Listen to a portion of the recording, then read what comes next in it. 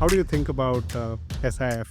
So this kind of product will have that debt element also and have that equity flexibility in terms of moving from minus 25 to 75. The advent of SIF makes it possible for you to participate even in sideways and falling markets. So in those markets, you can reduce the equity allocation and increase the debt allocation in this fund. There was a time that roughly 43 out of 50 stocks during GFC were negative. You are allowed to express a negative view, and if you're right, you get rewarded for that. So if you are able to do that properly on both sides of the market, this will lead to a much better risk-adjusted returns on the overall kind of product.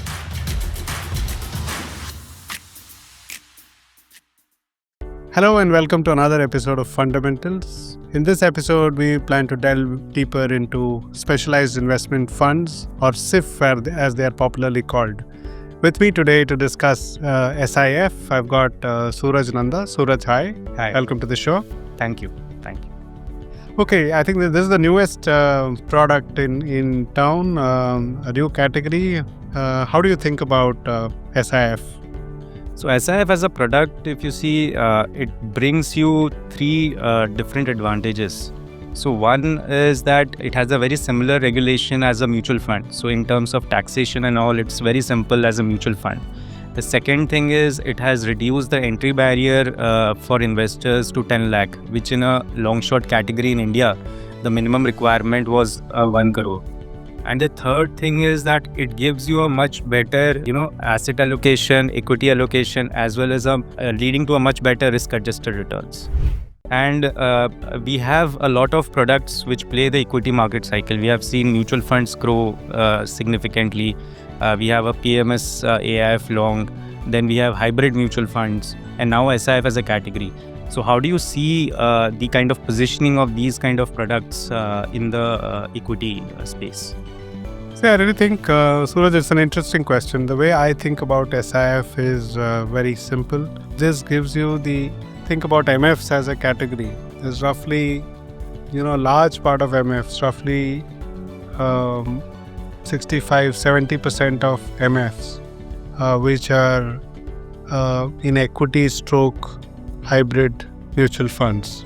42 lakh crores out of this 76 lakh crores of industry assets is in equity or equity oriented, including hybrid, I'm saying, mutual funds. Now, what does that mean? That means that investors will make returns, of course, when there's outperformance. Plus, they will make returns when markets are in a trending, upward direction. However, if markets are in a sideways or in a declining phase, I think investors typically have to sit out. The advent of SIF makes it possible for you to participate even in sideways and falling markets. And in that sense, like they say, you either are in a bull market or you wait for a bull market. I don't think that waiting is required when you think about SIFs in this context. And can you just delve it deeper for our viewers to make them understand more easily?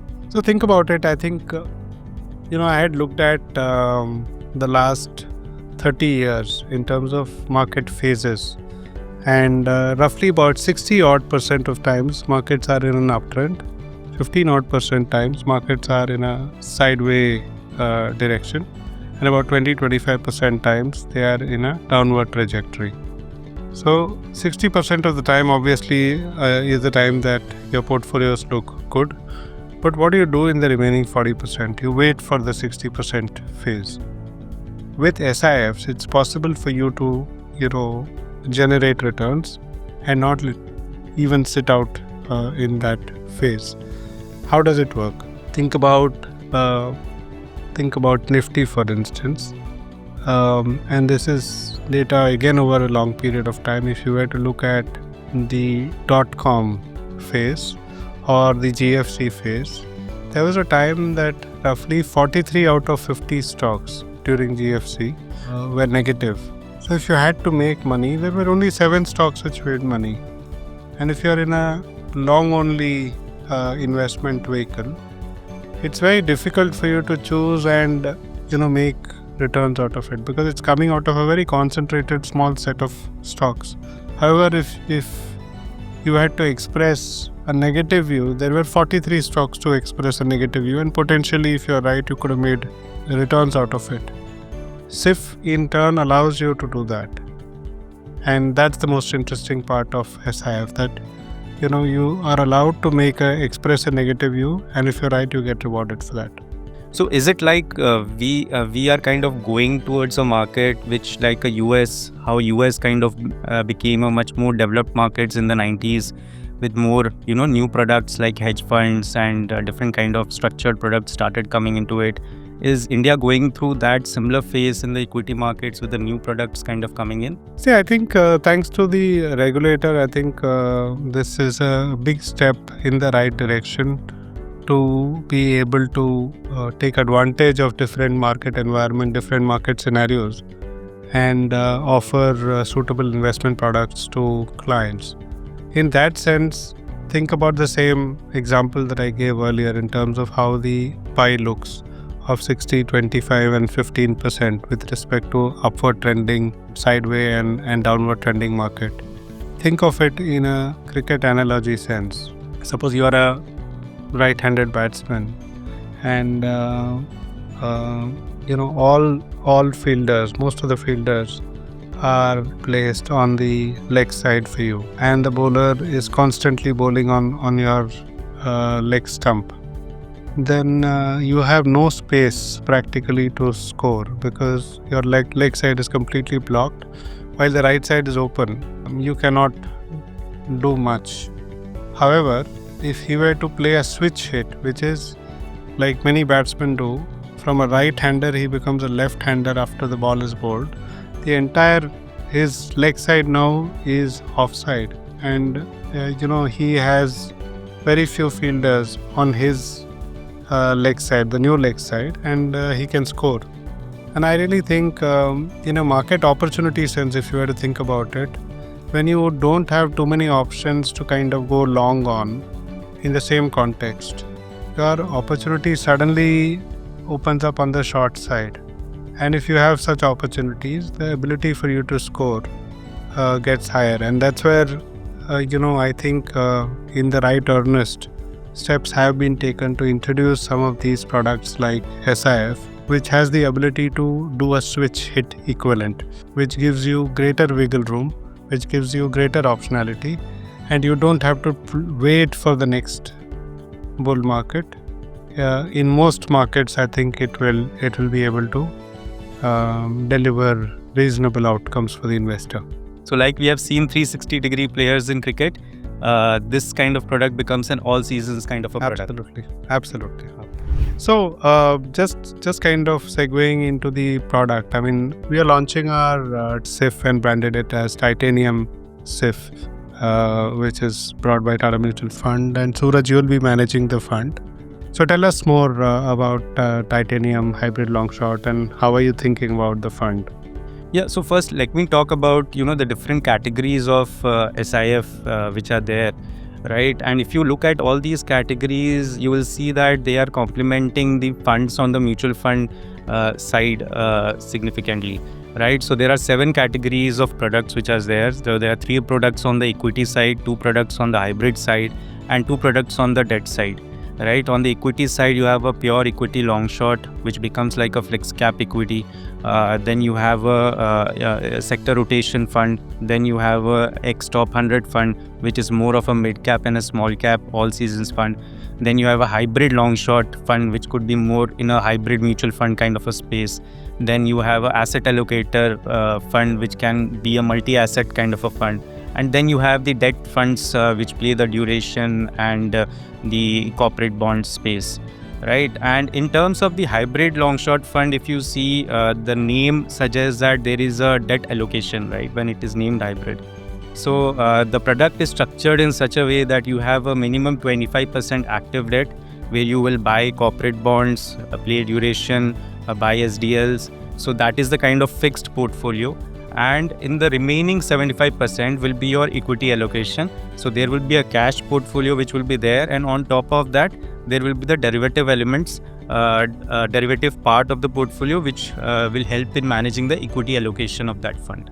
So how will it work? I mean, this will look like which fund, or what should one expect out of such a fund? So the positioning of the product is more towards the, as I said, a hybrid kind of category where you have a dynamic asset allocation fund, where you have an aggressive hybrid fund.